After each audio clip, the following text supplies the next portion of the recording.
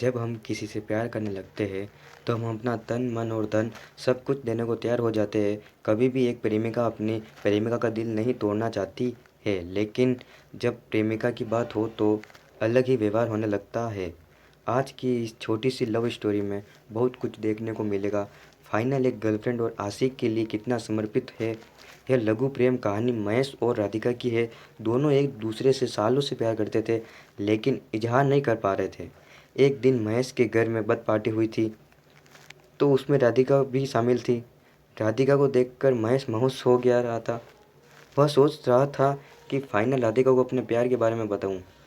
उतने में राधिका ने उससे अपने घर पर लौटने के लिए कही, तो महेश बहुत ही प्रफुल्लित मन से तैयार हो गए और रास्ते में अपने दिल की बात बताई। तो राधिका बोली, नहीं महेश, मैं आपको भाई मानता हूँ, उम्र में भी छोटा हूँ।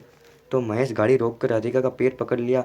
महेश ने कहा, बस मुझे आपके कदमों में रहना है। सही में राधिका मान गई और कॉल और व्हाट्सएप पर बात करने की सलाह दी। महेश ने भी अपनी बात को बिना किसी हिचकिचाहट के एक्सेप्ट कर लिया। इतने में उसका घर आ गया। महेश ने उसे अपने अपने घर पर छोड़ दिया। अब उनकी लव स्टोरी की कहानी शुरू हो गई है, लेकिन महेश के मन में कहीं ना कहीं से कॉल पर बात करने का गम था। उसे फील हुआ, राधिका पहले से ही किसी से जुड़ा हुआ है। मैं उसकी खुशी में बांधा बना रहा हूँ। वो खुश है तो मेरा प्यार खुश है। इसलिए सब कुछ मंथन करने के बाद महेश ने लड़की से जुड़ाव का फैसला लिया। करीब 2 दिन बाद महेश किसी तरह से लड़की से जाकर जोक बन गया। महेश ने कहा, राधिका माफ़ कर दो, मैं आपसे प्यार नहीं करता। इतनी ही राधिका पूरी तरह से शॉक्ड रह गई। आखिरी प्यार के लिए जो पैरों पर गिर सकता है वह अचानक मज़ा क्यों मांग रहा है। 10 दिन नहीं बीते थे, राधिका पूरी तरह से सामने आने लगी।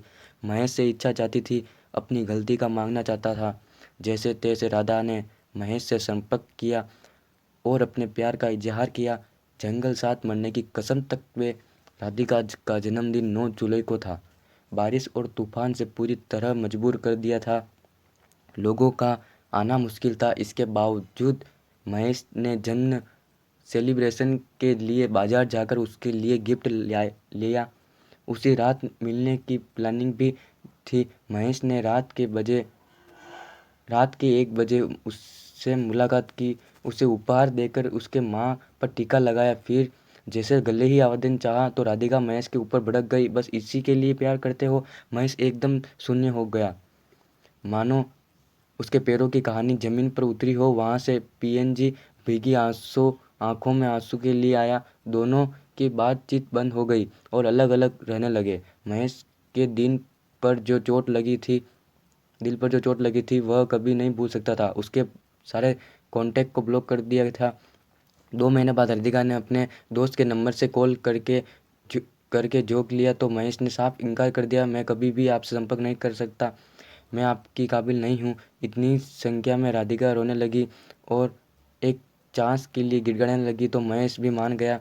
अब दोनों की लव स्टोरी बहुत अच्छी से चल रही थी। दोनों एक दूसरे से मिलने जुलने भी लगे थे। महेश राधिका की हर ज़रूरत को पूरा करना चाहता था, यहाँ तक उसका कॉलेज का लाइसेंस भी पढ़ता था। एक दिन राधिका और महेश लॉन्ग ड्राइव पर थे, तो राधिका के नंबर पर काफ़ी कॉल और मैसेज आते रहते थे।